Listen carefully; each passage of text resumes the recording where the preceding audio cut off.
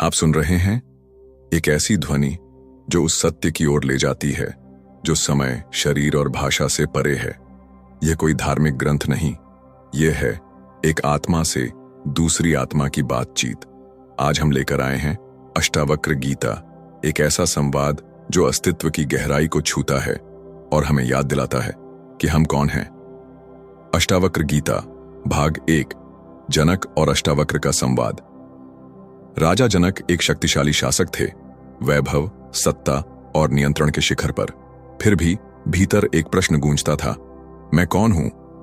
इसी प्रश्न ने उन्हें अष्टावक्र की शरण में पहुंचाया।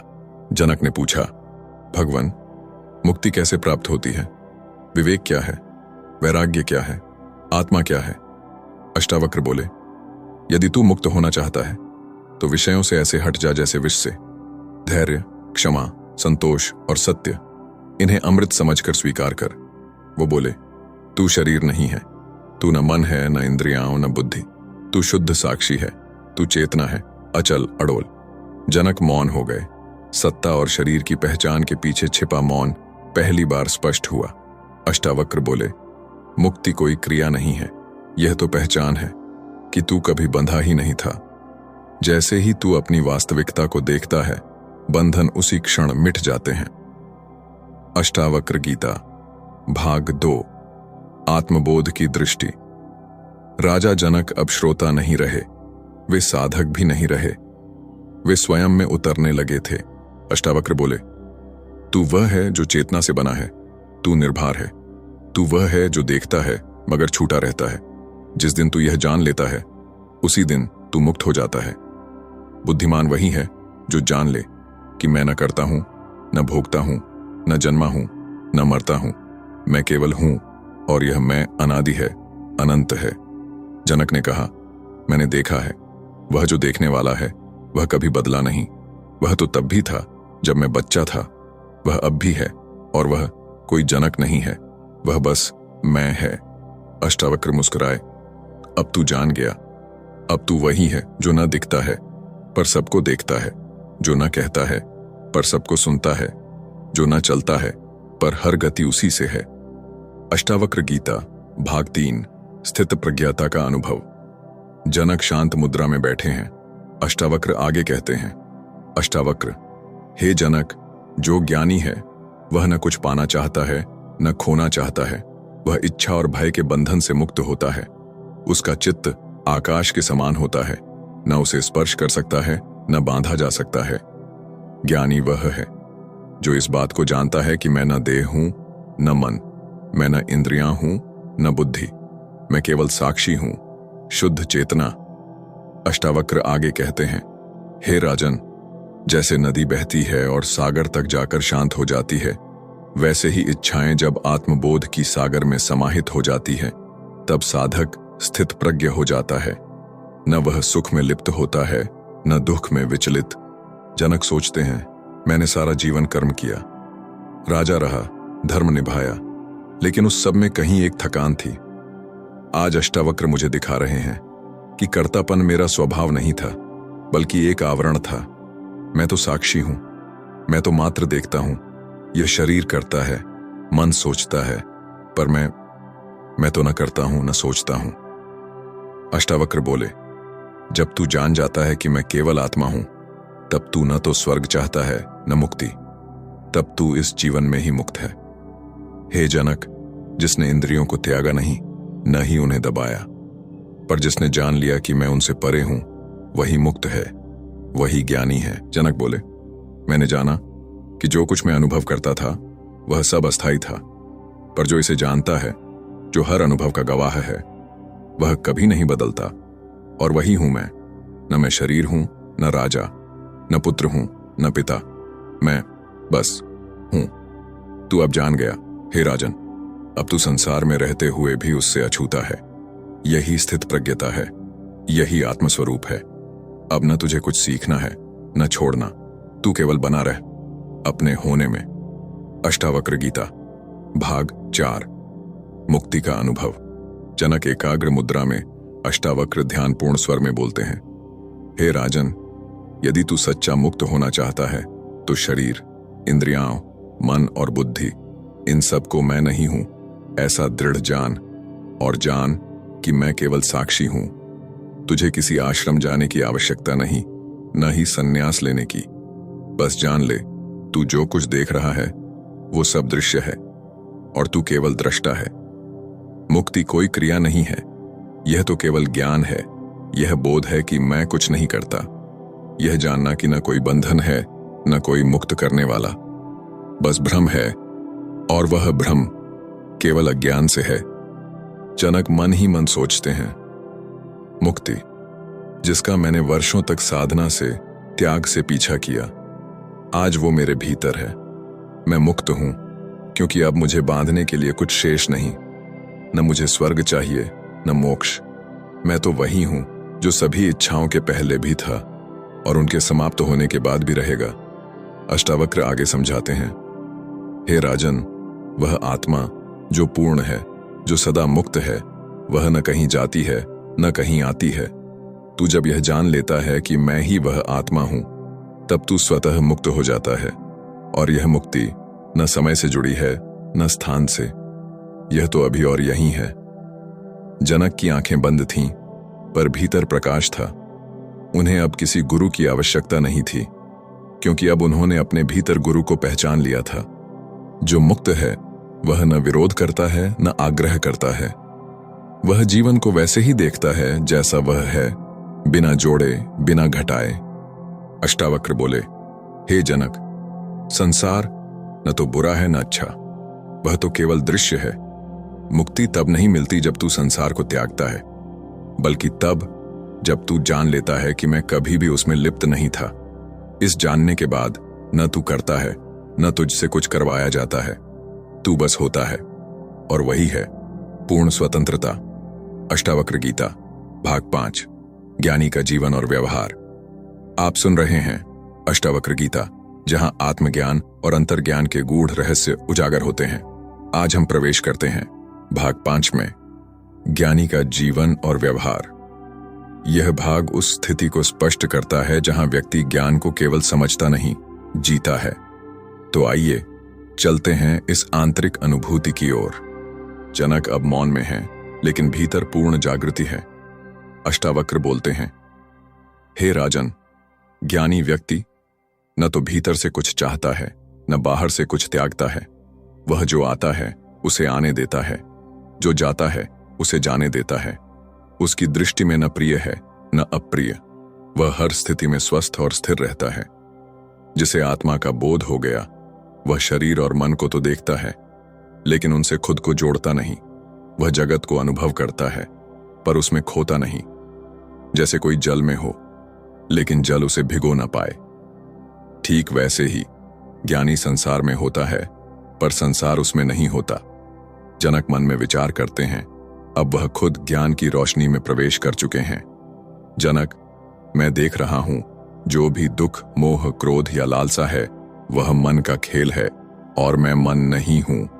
न मैं शरीर हूं, न इंद्रियां, न इच्छाएं। मैं केवल साक्षी हूं, शुद्ध, निर्मल और अचल। अष्टावक्र गहराई से समझाते हैं, हे जनक, ज्ञानी न धर्म करता है न अधर्म, डरता है। वह बस अपने स्वरूप में स्थित रहता है। जैसे आकाश सब कुछ समेटता है फिर भी अछूता रहता है, ठीक वैसे ही ज्ञानी न कोई बंधन मानता है न कोई मुक्ति की कामना रखता है। जिसे आत्मज्ञान हो गया, उसके लिए संसार खेल बन जाता है। न कोई लक्ष्य शेष रहता है न कोई दौड़ बाकी होती है। वह जीवन को जैसा है उसी रूप में स्वीकार करता है। उसके भीतर कोई विरोध नहीं, कोई पीड़ा नहीं। वह स्वभाव से शांत है, क्योंकि उसे जानने के लिए कुछ बचा ही नहीं। अष्टावक्र का अंतिम उपदेश इस भाग में, हे राजन, ज्ञानी की सबसे बड़ी पहचान यह है, ज्ञान वह कुछ भी होकर भी कुछ नहीं होता। वह राजा हो सकता है, पर स्वयं को राजा नहीं मानता। वह क्रियाओं में सक्रिय हो सकता है, पर करता कुछ भी नहीं। उसके जीवन में न प्रयास है न परिणाम की चिंता। वह केवल प्रकाश है और उसी में स्थिर रहता है। ज्ञानी का जीवन न कोई परिभाषा चाहता है न कोई सम्मान। वह न मौन का दिखावा करता है न वाणी का प्रदर्शन। वह बस जानता है कि जो कुछ है वही परम है। और यही ज्ञान उसे सहज, मुक्त और शुद्ध बना देता है। अगले भाग में हम जानेंगे कैसे केवल एक विचार व्यक्ति को बांधता है और कैसे विचार से परे जाकर पूर्ण शांति प्राप्त होती है। जुड़े रहिए इस अंतर ज्ञान की गहराई में। अष्टावक्र गीता भाग 6, विचारों से परे की अवस्था। अष्टावक्र जनक को ध्यान की एक और गहराई में ले जाते हैं। हे राजन, विचार कल्पनाओं के धागों से बुनते हैं एक ऐसा जाल जिसमें आत्मा खुद को भुला बैठती है। विचार कहें तू यह है, विचार कहें तुझे वहां पहुंचना है, पर मैं कहता हूं तू वही है जिसे पाना बाकी नहीं। तू विचार नहीं, साक्षी है। विचार आते हैं और मन उन्हें पकड़ लेता है। एक विचार, फिर दूसरा, और फिर एक अंतहीन श्रृंखला। लेकिन अगर एक क्षण को हम विचार को केवल देखें और न पकड़ें तो क्या रह जाएगा? एक मौन, एक शून्यता, एक अपरिभाषित उपस्थिति जो तुम हो। अष्टावक्र अपने वचनों से विचारों को तोड़ते हैं। हे जनक, न कोई वस्तु तुझे मुक्त करेगी, न कोई विचार तुझे सत्य तक ले जाएगा, क्योंकि जिस क्षण तू विचारों के पीछे भागता है उसी क्षण तू अपनी साक्षी सत्ता से गिर जाता है। विचार हैं छाया और तू है प्रकाश। क्या छाया कभी प्रकाश को बांध सकती है? सोचो, जब तुम विचार नहीं हो तब तुम क्या हो? न अतीत, न भविष्य, न नाम, न रूप, केवल एक मौन साक्षी जो देखता है, अनुभव करता है, लेकिन कभी उलझता नहीं। वही है स्वरूप ज्ञान। जनक का मन अब विचारों से ऊपर उठता है। आत्मस्वरूप का स्पर्श। अब मैं देख पा रहा हूं, विचार आ रहे हैं पर मैं उन्हें नहीं पकड़ता। वे आते हैं, जाते हैं और मैं बना रहता हूं, शांत और अचल। यह मैं कौन हूं? यह मौन, यह शांति, क्या मैं ही हूं? हां, यही मैं हूं। न कोई पहचान, न कोई नाम, पर एक गहराई जो सब कुछ देखती है और खुद को जानती है। अष्टावक्र अंतिम वचनों में इस भाग को संपूर्ण करते हैं। हे राजन, तू केवल उस विचार को छोड़ दे कि तुझे कुछ जानना है और उस प्रयास को छोड़ दे कि तुझे कहीं पहुंचना है। फिर देख, तू जहां है वही पूर्ण है। विचारों से परे न कोई प्रश्न बचता है, न कोई उत्तर। वहां केवल होना है और वही होना मोक्ष है। अष्टावक्र गीता भाग 7, ज्ञानी की पूर्णता। अष्टावक्र और जनक एक शांत आश्रम में बैठे हैं, वनों से आती हवा की सरसराहट के बीच। अष्टावक्र बोलते हैं, हे राजन, ज्ञानी कुछ भी प्राप्त नहीं करता और न ही वह कुछ त्यागता है। वह जानता है सब कुछ ब्रह्म है, तो फिर क्या अपना है और क्या पराया? त्याग वहीं होता है जहां स्वामित्व होता है, और प्राप्ति वहीं मांगी जाती है जहां अभाव होता है। पर ज्ञानी वह देखता है जो कुछ है वही पूर्ण है।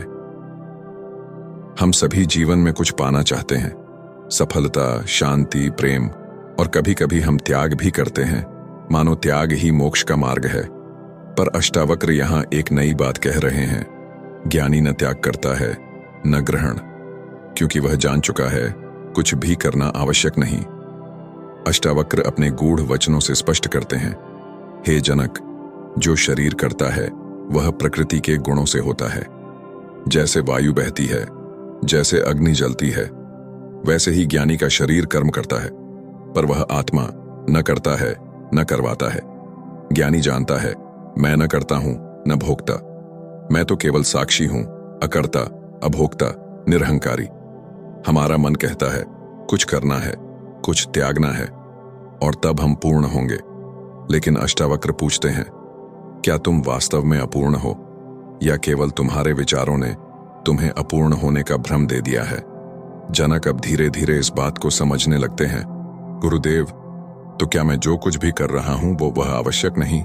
क्या मेरा तप, मेरी साधना, ये सब भी अहंकार की ही छाया है? अष्टावक्र मुस्कुराते हुए, हे राजन, यदि साधना से अहंकार मिटे तो वह सार्थक है, पर यदि साधना ही नया अहंकार बन जाए तो वह भी एक बंधन है। ज्ञानी वह है जो कुछ करता है पर करता नहीं। जैसे जल में कमल, वह जल में है पर जल से अछूता। जैसे कमल की पंखुड़ियां पानी को छूती तो हैं पर गीली नहीं होती, वैसे ही ज्ञानी संसार में रहता है पर संसार उसे छू नहीं सकता। कर्म होते हैं पर वह उनमें उलझता नहीं।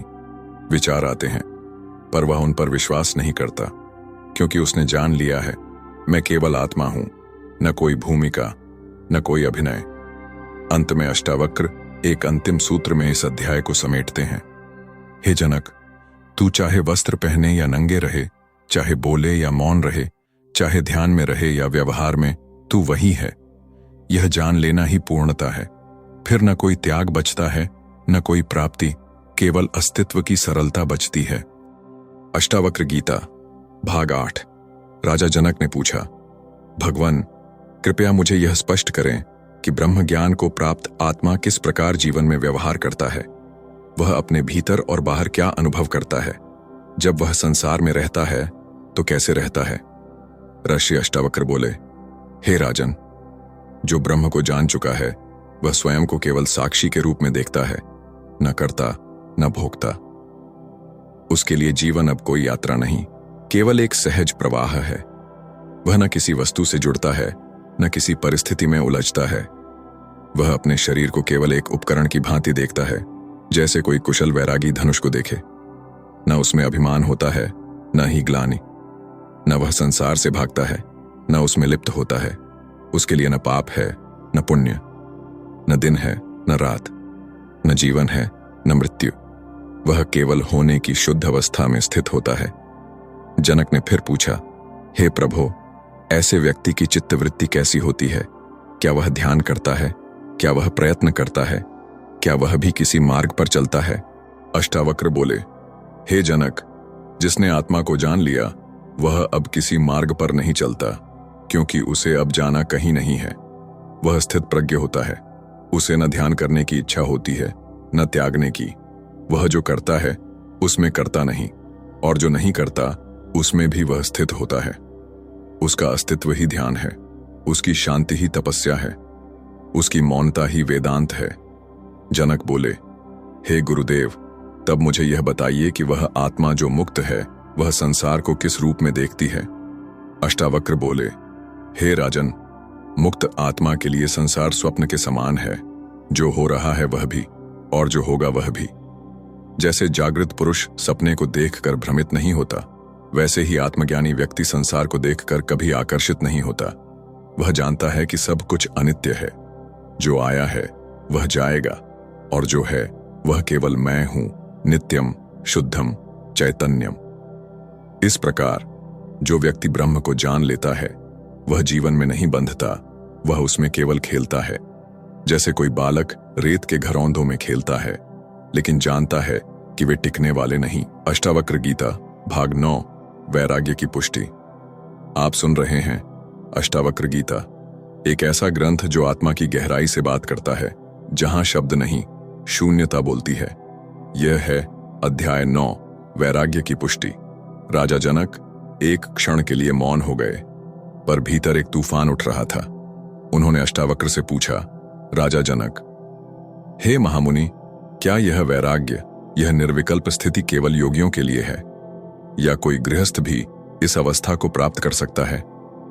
अष्टावक्र मुस्कुराए और बोले, हे राजन, जिस क्षण तुम अपने आप को संपूर्ण सृष्टि से पृथक अनुभव करोगे, वहीं से वैराग्य की शुरुआत होती है। न तो तुम्हारा शरीर तुम्हारा है, न मन, न विचार, न ही यह संसार। जो व्यक्ति यह जान लेता है वह इच्छाओं की नदी से बाहर आ जाता है। वह बहता नहीं, वह देखता है। जो कुछ घट रहा है वह महज एक खेल है। तुम उसमें पात्र नहीं, दृष्टा हो। राजा जनक की आंखें धीरे धीरे बंद हो गईं, मानो भीतर कोई दीवार गिर रही हो। अष्टावक्र बोले, राजन, जब कोई व्यक्ति यह जान लेता है कि मैं न तो करता हूं न भोगता हूं, मैं केवल साक्षी हूं, तभी उसका वैराग्य सिद्ध होता है। वैराग्य का अर्थ यह नहीं कि तुम त्याग दो, बल्कि यह जान लो कि कुछ भी तुम्हारा था ही नहीं। वह राजा भी वैरागी है जो भीतर से खाली है, और वह साधु भी बंधन में है जो भीतर से आकांक्षी है। शब्द थम गए। जनक के भीतर पहली बार मौन गूंजा। वह मौन जो शब्दों से बड़ा है, वह ज्ञान जो तर्क से परे है। अष्टावक्र गीता भाग 10 मोक्ष की परिभाषा। राजा जनक ने पूछा, हे प्रभु, मुझे यह कहने का अधिकार कैसे है कि मैं मुक्त हूं? क्या यह अहंकार नहीं कि मैं स्वयं को मुक्त मानूं? अष्टावक्र मंद मुस्कान के साथ बोले, हे राजन, मुक्ति को अनुभव करने वाला अहंकार शून्य हो जाता है। जो कहता है मैं मुक्त हूं, वह कोई दावा नहीं करता, बल्कि केवल सत्य को स्वीकार करता है। जब कोई जान लेता है मैं न शरीर हूं, न मन, न बुद्धि, तब केवल स्वरूप बचता है। वह स्वरूप जो सदा था, सदा रहेगा और कभी भी बदला नहीं। मोक्ष कोई उपलब्धि नहीं है, यह कोई पुरस्कार नहीं, कोई लक्ष्य नहीं। मोक्ष वह स्थिति है जहां कोई लक्ष्य ही शेष नहीं रहता, जहां खोज रुक जाती है, जहां प्रश्न समाप्त हो जाते हैं, जहां केवल होना शेष रह जाता है, वही है मोक्ष। अष्टावक्र बोले, जो यह जानता है कि मैं कभी भी बंधा हुआ नहीं था, बंधन केवल एक भ्रम था और वह भ्रम अब मिट गया है, वह जीव वास्तव में मुक्त है। मुक्त वही है जो न सुख से बंधता है, न दुख से डरता है, जो न मृत्यु से भयभीत है, न जीवन से मोहग्रस्त। अष्टावक्र गीता भाग 11 आत्मा का साक्षी रूप। अष्टावक्र बोले, हे जनक, तुम न तो कर्ता हो न ही भोक्ता, तुम केवल दृष्टा हो, साक्षी हो। यह जानकर तुम सुख दुख, पाप पुण्य, जीवन मरण सबसे परे हो जाते हो। मानव जीवन की सबसे बड़ी भूल यह है मैं कुछ कर रहा हूं, जबकि असल में करने वाला शरीर है, विचार कर रही है बुद्धि, पर आत्मा केवल देख रही है। सूरज जैसे सब कुछ प्रकाशित करता है पर किसी में लिप्त नहीं होता, वैसे ही आत्मा भी साक्षी बनकर सब अनुभव करती है पर किसी में बंधती नहीं।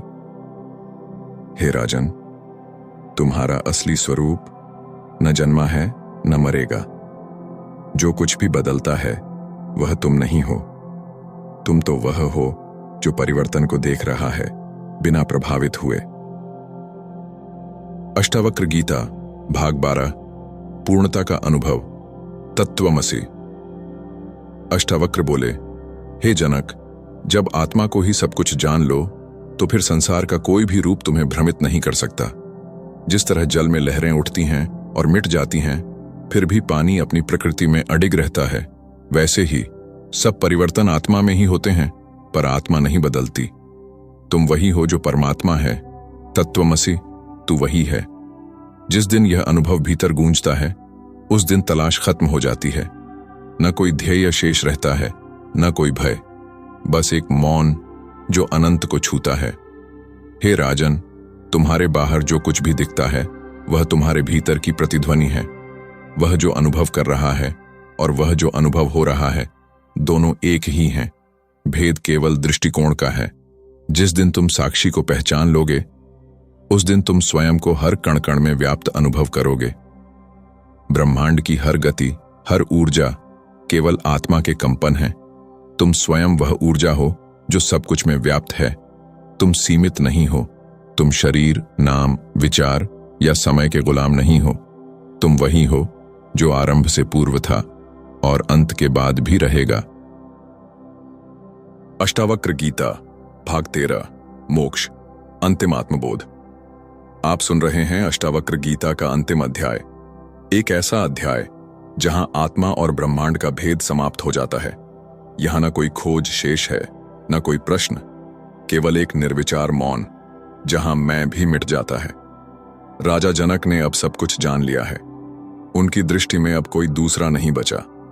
जो कुछ भी है वही आत्मा है, वही चेतना है और वही मैं हूं। जनक बोले, मैं ही वह हूं जो न आरंभ में था न अंत में रहेगा, लेकिन हर पल में उपस्थित है। अब मैं किसी अभ्यास में नहीं, किसी विचार में नहीं, मैं केवल स्थित हूं, शुद्ध आत्मा की स्थिति में।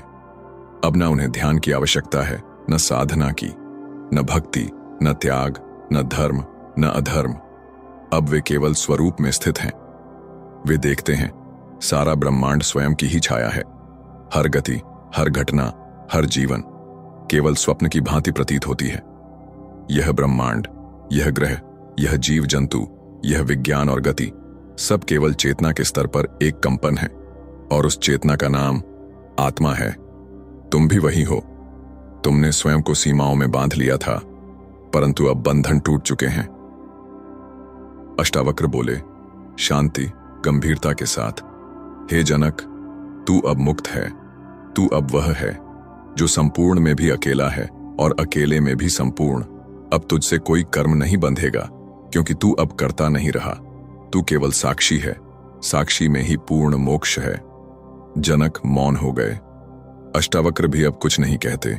सत्य को कहने की अब कोई आवश्यकता नहीं, क्योंकि जहां शब्द समाप्त होते हैं वहीं आत्मा बोलती है। आपने अभी सुना अष्टावक्र गीता का पूर्ण पाठ, एक ऐसी ज्ञानधारा जो आत्मा की वास्तविकता को उद्घाटित करती है। इस गीता में न कर्म है न धर्म, केवल आत्मा और उसकी निःशब्द सत्ता है। यदि ये अनुभव आपको भीतर तक स्पर्श करें तो हमारे चैनल को जरूर सब्सक्राइब करें। हम जल्द ही लौटेंगे ऐसे ही और गूढ़ रहस्यों के साथ जो इस भौतिक जगत से कहीं परे हैं।